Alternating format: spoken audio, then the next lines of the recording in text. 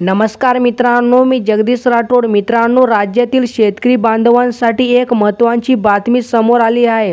राज्यात ऑगस्ट आणि सप्टेंबर महिन्यात झालेल्या अतिवृष्टीमुळे अनेक जिल्ह्यांमध्ये पूर परिस्थिती निर्माण झाली होती। या नैसर्गिक आपत्तीमुळे शेतकऱ्यांच्या पिकांच्या मोठ्या प्रमाणात नुकसान झाले। अशा परिस्थितीत राज्य सरकारने या 8 जिल्ह्यातील बाधित शेतकऱ्यांना सोयाबीन आणि कापूस पिकांच्या 25% पीक विम्याचे वाटप करण्याची प्रक्रिया सुरू केली आहे।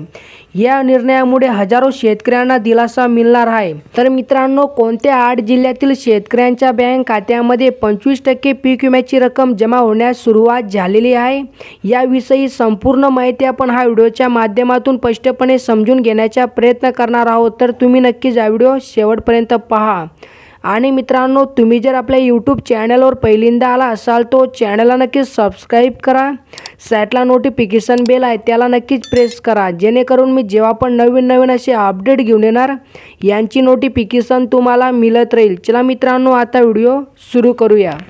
तर पहा मित्रांनो, या 8 जिल्ह्यातील सर्व पात्र शेतकऱ्यांच्या बँक खात्यामध्ये 25% पीक विम्याची रक्कम जमा होण्यास सुरुवात झालेली आहे।